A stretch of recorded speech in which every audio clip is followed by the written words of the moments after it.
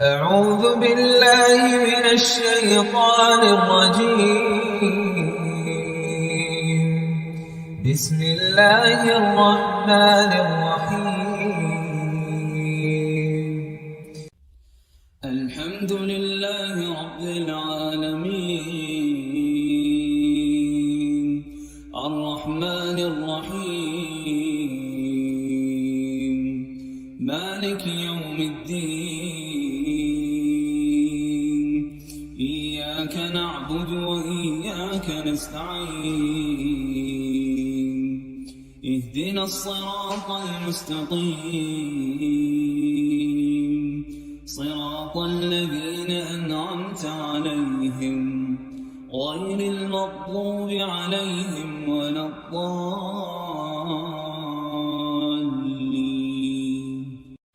نحمده ونصلي على رسوله الكريم اما بعد فاعوذ بالله من الشيطان الرجيم رب اشرح لي صدري ويسر لي امري واحلل عقدة من لساني يفقهوا قولي ربي يسر ولا تعسر وتمم بالخير.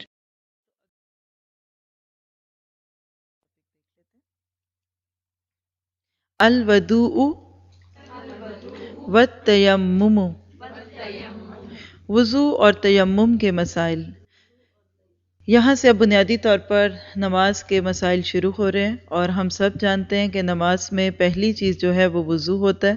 نیت کو دل میں رکھنے کے بعد جب کوئی عمل کے طور پہ کام کیا جائے گا تو وہ وضو ہوگا. وضو کو کہتے ہیں وضو کرنے کو، اور وضو جو ہے وہ برتن کو کہتے ہیں. تو یہاں آپ الوضو والتیمم بھی کہہ سکتے ہیں اور الوضو والتیمم، کیونکہ اس چیپٹر میں دونوں ہی قسم کے مسائل آئیں گے کہ وضو کیا کس طرح جاتا ہے اور وضو کرتے کیسے ہیں. ٹھیک ہے، تو وضو سے قبل بسم اللہ پڑھنا ضروری ہے. ان ابی سعید بن زید رضی اللہ عنہ قال،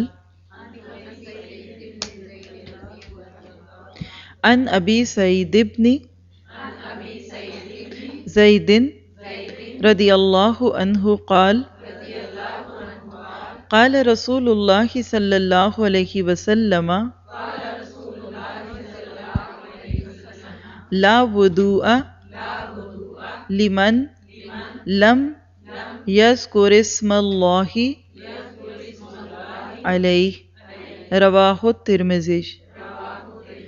حضرت سعید بن زید رضی اللہ عنہ کہتے ہیں رسول اللہ صلی اللہ علیہ وسلم نے فرمایا، جس نے وضو سے پہلے بسم اللہ نہ پڑھی اس کا وضو نہیں ہوا. اسے ترمذی نے روایت کیا.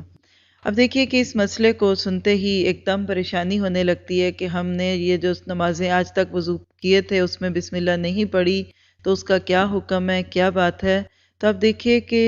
ہر عبادت، یعنی جو عبادات کے نام پہ ہمارے پاس معروف ہیں، نماز، روزہ اور اسی طرح کی حج، زکاتیں، ان میں سے ہر عبادت کے دو حصے ہوتے ہیں. ایک حصے کو مسنون عمل کہتے ہیں، سنت سے جس چیز کا حوالہ مل جاتا ہے. دوسری وہ چیز ہوتی ہے جس کا تعلق ارکان سے ہوتا ہے، رکن ایسے ہی ہے جیسے کسی بھی میز کی ٹانگ، یعنی ایک لیگ ہٹا دیں تو میز گر جاتا ہے نا. اور سنت کی بات ہے جیسے ٹیبل کے اوپر کی ٹاپ، اس پہ فارمیکا لگا لیں اور خوبصورت لگے گا. آپ اس پہ اچھا سا ٹیبل کلاتھ لگا لیں اور خوبصورت لگے گا. کچھ نہیں ہے تو بس سمپل سا لکڑی کا اگر ایک ٹکڑا لگا دیں تو میز بن جائے گا. آج یہ پہلی دفعہ بات سن لیں تو انشاءاللہ آپ کو پوری نماز، روزہ، حج، ان مسائل میں یہ بات فائدہ دے گی. عبادات کے دو حصے ہوتے ہیں. کچھ وہ چیزیں ہیں کہ جن کے چھوڑنے سے وہ عبادت ہوتی نہیں. مثلا وضو کی کچھ ایسی چیزیں ہیں کہ جن میں سے کسی ایک کو چھوڑ دیں جائیں گے، اگر چھوڑ دیں گے تو وضو ہوگا ہی نہیں. دوسرا طریقہ کیا ہے کہ اگر اس میں سے کچھ خاص حالات میں یا کبھی اس میں سے کچھ چھٹ جاتا ہے تو پھر انشاءاللہ وضو تو ہو جاتا ہے لیکن اس کے درجے میں کمی ہو جاتی ہے. ٹھیک ہے، لیکن یہ جو دوسری چیزیں ہیں جس کو اللہ کے نبی صلی اللہ علیہ وسلم کے عمل سے ثابت کیا جاتا ہے، جیسے کہ ابھی یہ ہمارے سامنے ہے، تو اس کا دل سے ہی انکار کر دینا، مستقل انکار کہ میں نہیں مانتی کیسا ہے یا میرا دل نہیں مانتا ایسا ہے، تو یہ جو چیز ہے یہ انسان کے گناہ گار ہونے کا ذریعہ ہوگی.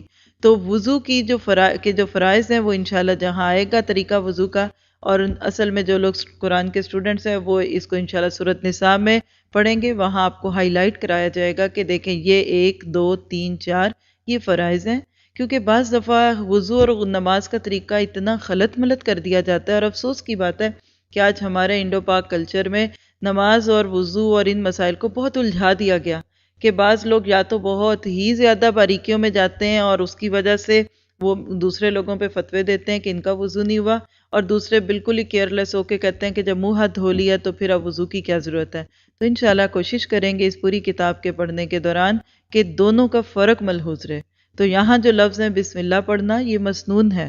اگر پچھلی وضو کے دوران آپ نے کبھی نہیں پڑھا، یا اگر اب کسی وقت نہیں پڑھ پاتے، تو انشاءاللہ تعالی وضو ہو جاتا ہے۔ لیکن اگر آپ یہ کہیں کہ میں اس کی ضرورت محسوس نہیں کرتی، کیا فرق پڑتا ہے، تو یہ درست نہیں۔ پھر دوسری چیز یہاں دیکھیے گا، لفظ بسم اللہ کافی ہے، بسم اللہ الرحمن الرحیم نہیں کہا تو بس پھر بسم اللہ کی بات ہے، لیکن پوری بھی پڑھ لی جائے تو کوئی حرج کی بات نہیں ہے۔ وضو سے قبل نیت کے مروجہ الفاظ، مروجہ کہتے ہیں جس کا رواج پڑ چکا ہے، یعنی ہمارے کلچر میں وہ چیز عام ہے۔ مروجہ الفاظ نویت ان اتودع سنت سے ثابت نہیں۔ وضو کا مسنون طریقہ یہ ہے، ان حمران ان عثمان رضی اللہ عنہ دعا بودوء، زبر رگڑ کی اس پہ، بودوء فتودع فغسل کفیہ ثلاث مرات ثم مدمد واستنشر ثم غسل وجهه ثلاث مرات ثم غسل يده اليمنى إلى المرفق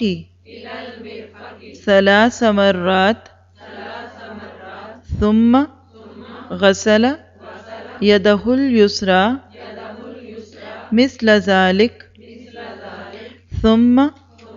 مسح رأسه ثم غسل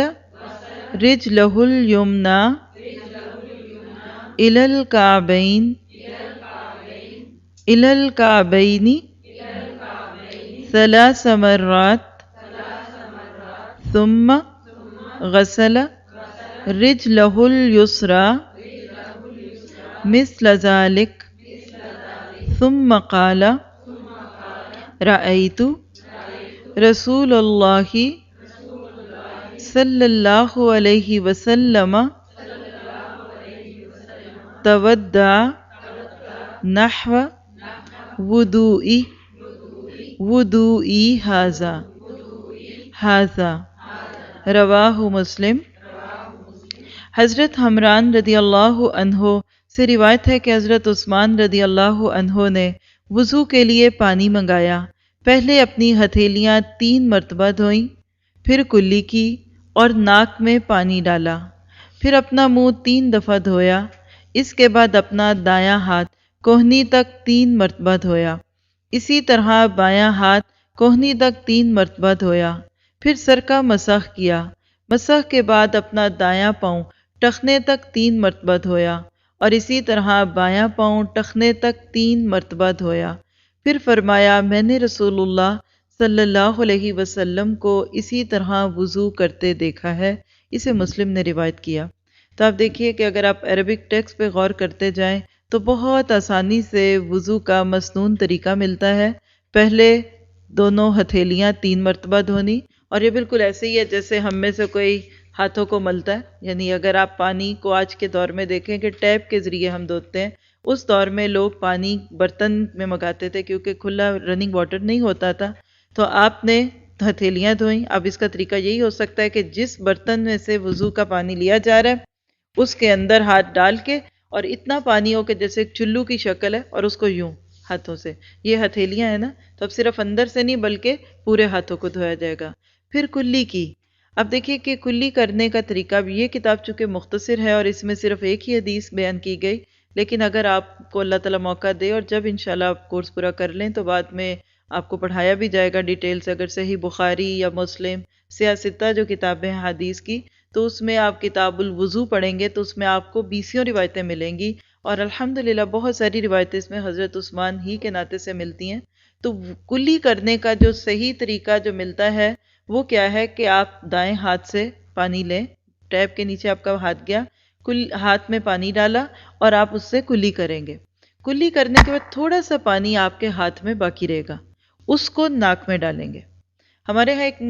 مروجہ طریقہ کیا ہے کہ ہم 3 دفعہ دائیں ہاتھ سے کلی کرتے ہیں اور بائیں ہاتھ سے ناک میں پانی ڈالتے ہیں۔ اگر کوئی کل تک ایسا کرتا ہے تو کوئی حرج نہیں ہے، ہو جاتا ہے، لیکن وہی بات جو شروع میں نے عرض کی تھی کہ ہر کام کے کرنے کے 2 طریقے ہوتے ہیں، ایک ہو جاتا ہے، گزارا ہے، بس ٹھیک ہے، اور ایک ہوتا ہے آسن درجے کا۔ عام لوگ جو بھی کر رہے ہیں ان کو کرنے دیں، لیکن اب چونکہ آپ طالب علم ہیں، آپ قرآن اور سنت کی رہنمائی لینا چاہتے ہیں، تو اگر آپ بہترین طریقے سے وضو کرنا چاہتے ہیں تو پھر اس کے لیے جو زیادہ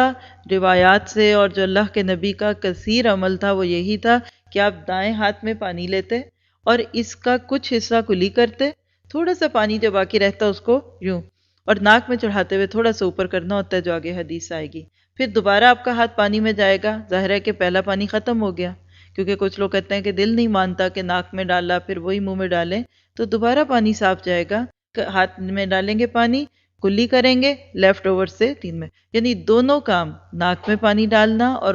کلی کرنا یہ دونوں سیدھے ہاتھ سے ہوں گے۔ ہمارے ہاں لیفٹ ہینڈ کی جو بات ہے وہ ہوگی تو ہوگی، لیکن جو چیز الحمدللہ، اور یہ مسئلہ میں آپ کو پورے شعور سے اس لیے کہہ رہی ہوں کہ میں نے خود حدیث کی کتاب سے یہ پڑھا، اور یہی اصل میں ہمارا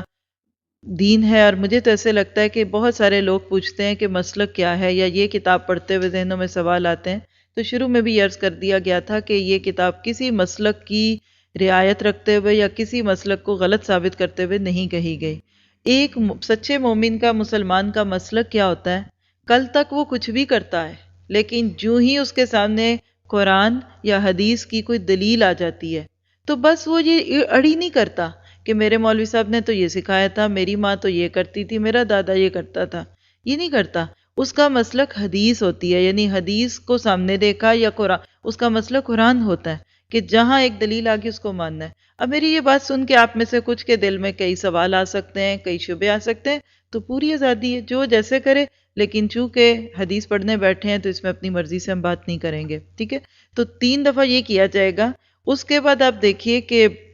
جو اگلا عمل ہے، ناک میں پانی ڈالا، پھر کلی کی اور ناک میں پانی ڈالا، پھر 3 مرتبہ منہ دھویا۔ اب منہ دھونے میں بھی کیا طریقہ کار ہوگا کہ آپ چلی میں پانی لیں گے اور یوں پورے منہ پہ ڈالیں گے۔ اس میں تھوڑی سی جو کوتاہی ہو سکتی ہے متوقع وہ یہ کہ بعض لوگ صرف یوں دھوتے ہیں، مثلا جیسے یہ دیکھیے کہ اگر میں اپنا دوپٹہ کس کے لوں تو اب میں منہ دھوں گی نا تو ادھر آئے گا، تو وضو کے اندر منہ دھونے میں جو چیز ہے وہ یہ پوری یہاں تک ہے، یعنی یہ چن سے پہلے پورا منہ، جہاں تک آپ کریم لگاتے ہوئے ہاتھ پھیرتے ہیں، ہاں فاؤنڈیشن اوپر لگاتے ہیں کہ سائڈوں پہ بھی لگاتے ہیں، ہاں تو بس اس سے یاد رکھ لیجئے کہ 3 دفعہ آپ نے منہ پہ پانی ڈالنا ہے ہاتھ کے لیے، ہاتھ لگائیں گے۔ اس کے بعد اپنا دایاں ہاتھ کوہنی تک 3 مرتبہ دھونا ہے، دایاں ہاتھ رائٹ ہینڈ ہے، اور اس کا بھی طریقہ انشاءاللہ یہ موضوع سورۃ نساء میں بھی آئے گا، جہاں پہ پورا قرآن کے لفظ بتاتے ہیں کہ اِلَى الْمَرَافِقِ، ہاتھوں میں ڈالا اور یوں کیا۔ اب ہمارے ہاں ایک بہت سٹائل کے ساتھ یوں ہی کریں اور اس طرح نہیں، بس سمپل، اگر آپ کے پاس ٹیب ہے یا آپ شاور میں تو ہاتھ سے یہاں سے بہاتے ہوئے کوشش کریں کونیوں تک پانی چلا جائے، اور اس میں پہلے 3 دفعہ دائیں ہاتھ اور پھر اس کے بعد بائیں طرف کیا جائے گا۔ پھر اس کے بعد آپ دیکھیں کہ پھر سر کا مسح کیا، اور سر کے مسح میں بھی ہم اس کو دیکھ ہی لیتے ہیں ابھی، کیونکہ وضو کا طریقہ شروع ہوا ہے تو پھر اس کے بارے میں نہیں، مسح کا طریقہ آگے آئے گا تو ہم وہاں دیکھیں گے۔ اور اس کے بعد پھر آپ دیکھیے کہ مسح کے بعد دایاں پاؤں ٹخنے تک، ٹخنے کیا ہوتے ہیں؟ اینکلز، یعنی گھٹ جو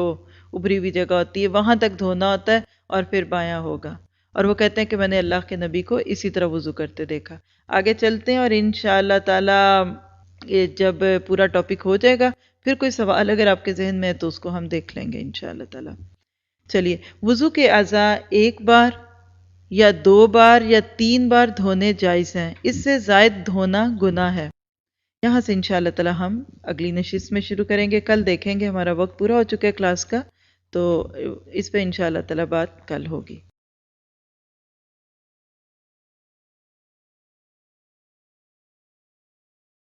ربنا تقبل منا انك انت السميع العليم وتب علينا انك انت التواب الرحيم وصلى الله تعالى خير خلقه واصحابه اجمعين برحمتك يا ارحم الراحمين آمين۔ السلام علیکم ورحمۃ اللہ وبرکاتہ۔